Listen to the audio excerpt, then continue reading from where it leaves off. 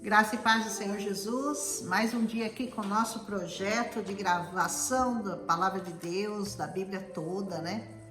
Vai ser uma bênção quando a gente terminar. Hoje nós estamos aqui com o profeta Miqueias. Depois de nós terminarmos o livro de Jonas, o cabeça dura, a gente vai começar aqui com Miqueias. Miqueias quer dizer, quem é como o Senhor?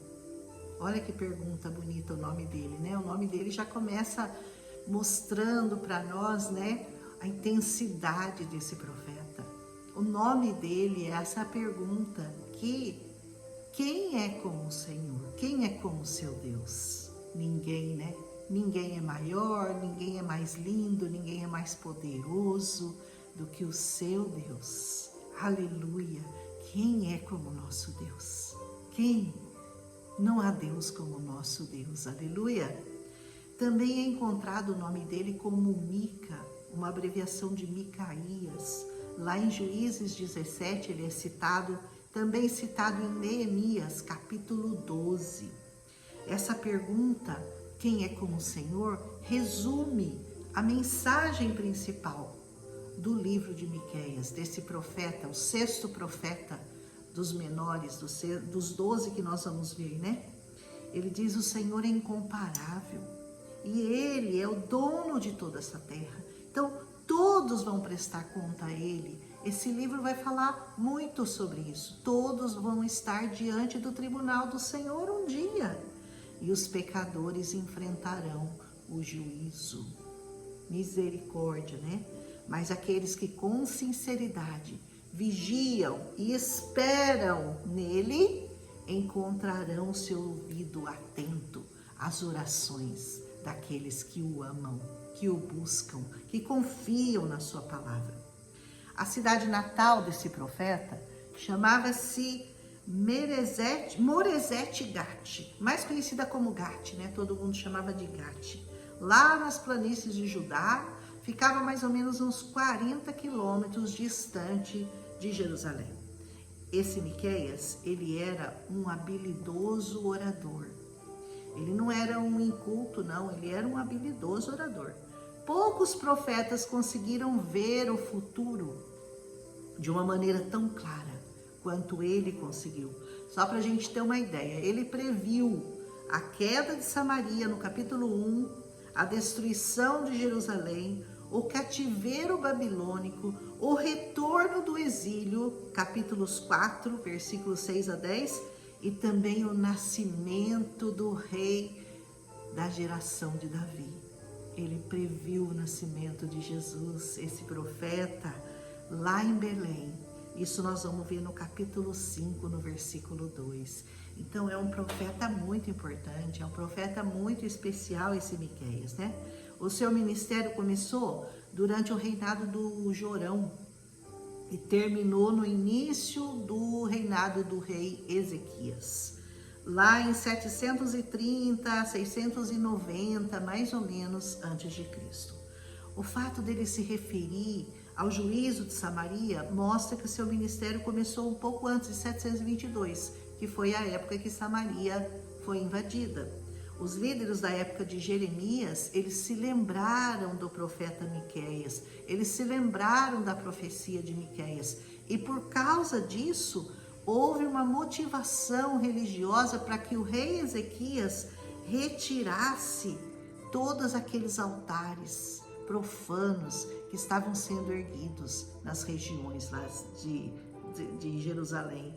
Os líderes da época, lembrando-se de Miqueias. Nós vamos ver isso lá em Jeremias 26, de 17 a 19. Ezequias foi lembrado por Jeremias sobre essa profecia. Ele retirou os altos pagãos. Aleluia! Amós e Oséias profetizavam no reino do norte, enquanto que Isaías e Miqueias, esse aqui, profetizaram no reino do sul. Vocês lembram que estavam divididos os reinos, né? O reino de Judá no sul e o reino de Israel ao norte. Todos estavam alertando, sabe para quê? Para a ganância que estava acontecendo na classe mercante, a classe rica. Muitos fazendeiros pobres ficavam à mercê desse comércio que era apoiado pelo governo. E isso, conforme o governo ia ficando mais e mais corrupto, Deus levantava esses profetas para falarem àquela nação, para se lembrarem daquelas promessas do Senhor dadas aos primeiros patriarcas de Israel, lembrando-os quanto à impiedade e à riqueza ilícita que estava corrompendo o povo de Israel. Então, vai ser um livro assim muito bonito, esse de Miqueias, né? E a gente vai começar. Diz assim, ó: a palavra do Senhor que veio a Miqueias de Moresete e Gate, como eu falei, durante os reinados de Jotão, Acás e Ezequias, reis de Judá, a visão que ele teve acerca de Samaria e de Jerusalém. Lembrando que Samaria era a capital do Reino do Norte e Jerusalém a capital no Reino do Sul. Amém? E ele diz: ouçam todos os povos, prestem atenção, ó terra, e todos que nela habitam, que o Senhor soberano do seu santo templo testemunhe contra vocês. Vejam, o Senhor já está saindo da sua habitação. Ele desce, ele pisa os lugares altos da terra. Debaixo dele os montes se derretem como cera diante do fogo, e os vales racham no meio, como que rasgado pelas águas que descem velozes, encosta abaixo. Olha a visão comparativa que Miqueias dá, né? Com clareza de como o Senhor estava se movendo para julgar aqueles pecados que estavam aflorando naquela nação. Tudo por causa da transgressão de Jacó, dos pecados da nação de Israel. Qual é a transgressão de Jacó? Acaso não é Samaria? Qual é o altar idólatra de Judá? Acaso não é Jerusalém? A diferença entre transgressão e pecado é que transgressão significa uma violação intencional e criminosa do pacto que Deus dera àquela nação. E pecado significa errar o alvo. Sabe? Toda vez que você pecar, você pense assim: eu errei o alvo. Sabe qual é seu alvo? Seu alvo é Cristo. Seu alvo é Cristo. Seu alvo é santidade, que está no Senhor Jesus. Então, quando você peca, você erra o alvo. Você erra Cristo. Então, vigia para que você busque a santidade que está no Senhor e não erre o alvo, não peque contra o Senhor. Aleluia!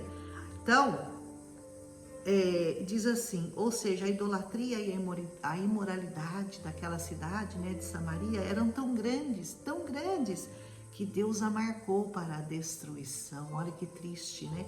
Quanto a Jerusalém, Miqueias compara a adoração feita lá com a adoração pagã do Reino do Norte. Ele está comparando, está colocando no mesmo padrão, comparando aquela adoração pagã que se fazia lá em Samaria, no Reino do Norte, com o que estava acontecendo lá no Reino de Judá. Foi por meio dessas palavras de Miqueias, como eu falei, que o rei Ezequias decidiu retirar os altares de pedra e os postes sagrados de Azerá. Azerá era aquela deusa, né, que eles adoravam, e ele retirou tudo. Ele mandou retirar os altos, derrubar esses altares. Está lá em 2 Reis 18, se você quiser conferir, né? E continua essa palavra: por isso eu farei de Samaria um monte de entulho. Não vai sobrar nada, hein, gente? Em campo aberto, um lugar para a plantação de vinhas. Atirarei suas pedras no vale e porei a descoberto seus alicerces. Ai, quando o Senhor fala, meu Deus, todas as imagens esculpidas serão despedaçadas. Eu falo que não escapa um capítulo dessa palavra sem que o Senhor fale contra as imagens esculpidas. Na pedra, no pau, na madeira, no ouro, na prata, não importa. O Senhor fala contra elas, todos os capítulos dessa palavra, quase todos. E todos os seus ganhos imorais serão consumidos pelo fogo, porque eles negociavam aquelas peças e aquelas peças tinham valor e eles negociavam a troco de dinheiro, destruirei todas as suas imagens, visto que o que ela juntou foi como ganho de prostituição. Olha o que ele compara, né? O que você ganhou vendendo essas imagens aí para serem adoradas, eu comparo com o ganho que vocês tiveram com prostituição, pagando prostitutas. Olha, como o salário de prostituição tornará a ser usado.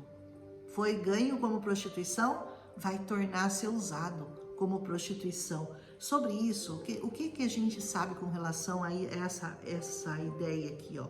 Salário de prostituição tornará a ser usado. Nós sabemos é que Israel participava da prostituição junto com cultos pagãos. E isso envolvia pagar prostitutas. E as tropas assírias tomaram posse desse dinheiro de Israel. E também usaram ele para pagar prostitutas. Ou seja, né? O pecado de Israel era tão grave que nem os exércitos pagãos que os conquistaram tinham algo melhor, tinham algo pior a fazer com o seu dinheiro do que Israel já tinha feito. Não tinha nada pior que ser feito do que Israel já tinha feito, usar o dinheiro ganho com imagens para pagar prostitutas. Eles roubaram o dinheiro e fizeram a mesma coisa, ou seja, não podia ser feito nada pior do que Israel já tinha feito. Não é interessante isso? Por causa disso, diz o profeta Miqueias, chorarei e lamentarei, andarei descalço e nu.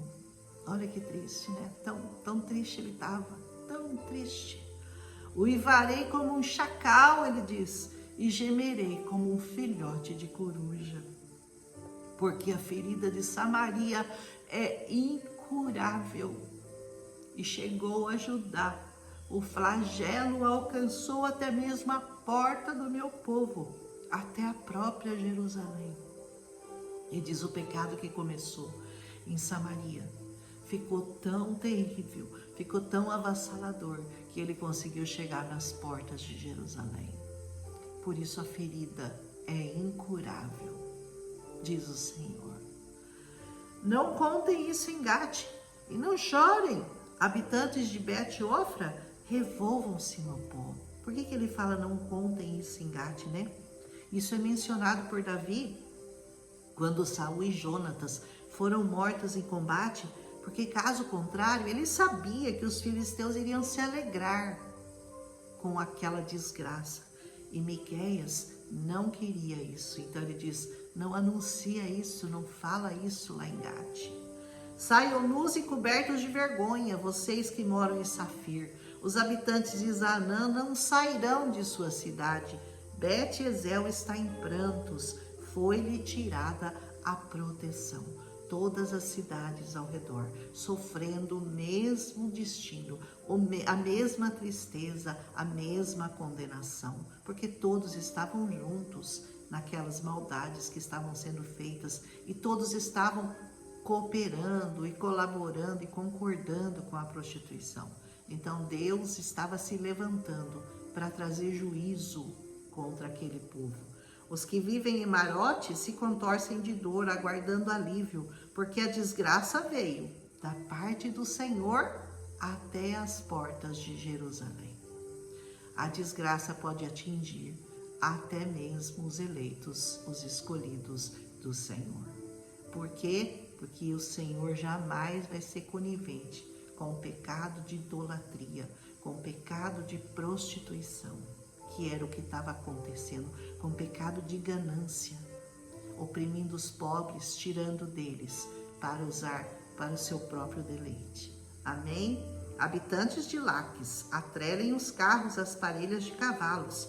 Esse foi o início do pecado da cidade de Sião. Sabe por que esse carro que parelha com cavalo? Porque eles se uniram com outros povos para poderem se fortalecer e assim destruírem seus inimigos. Ao invés de se aliarem com Deus, foram buscar ajudas de carros, de cavalos do Egito e de outros lugares para poderem ficar aparelhados. Esse foi o início do pecado, diz o Senhor. da cidade de Sião, porque as transgressões de Israel foram aprendidas com vocês. Olha que coisa terrível, né? Por isso, vocês darão presentes de despedida a Moresete e Gate, a cidade dele, a cidade do profeta, do Miqueias. A cidade de Aquisibe se revelará enganosa aos reis de Israel. Ou seja, vocês estão esperando que essa cidade, que quer dizer engano, Aquisibe quer dizer engano, vocês estão esperando que essas cidades vão ajudá-los? Eles não virão ajudar vocês. Essa é a resposta do Senhor através do profeta Miqueias. Trarei um conquistador contra vocês que vivem em Maressá. A glória de Israel irá a Adulão. O que ele está citando Adulão, né? Assim como Davi, vocês lembram quando Davi, ele se escondeu na caverna de Adulão? Assim os líderes de Israel também iriam ter que se esconder lá. Viu? Rapem suas cabeças em pranto por causa dos filhos nos quais vocês tanto se alegram. Fiquem calvos como a águia, pois eles serão levados de vocês para o exílio. Aqui ele está já profetizando o exílio babilônico que aconteceria contra aquela nação. É um capítulo triste, é um capítulo de condenação, é um capítulo que nos faz pensar, estarmos alertas para que o Senhor não permita que os nossos filhos sejam alcançados pelo mal. Que nós possamos estar sempre em oração pelos nossos filhos, para que eles não sejam arrastados por esse mundo, para que eles não sejam roubados de nós, levados para o exílio, para o cativeiro. O exílio, o cativeiro é esse mundo aí fora, que está tentando aprisionar seus filhos, os nossos filhos, em mentiras, em erros, em enganos. Não se deixe enganar. Esteja atento à palavra do Senhor e usando o exemplo do que já aconteceu, que nós possamos estar sempre alertas, para nós não incorrermos no mesmo erro. Que o Senhor nos abençoe, que o Senhor nos guarde, que o Senhor faça resplandecer sobre nós o rosto dele e que a misericórdia dele esteja sobre nós todos os dias da nossa vida. Esse é o meu desejo para você hoje, no final desse capítulo tão bonito de Miqueias. E amanhã a gente começa o capítulo 2. Um abraço em Cristo Jesus.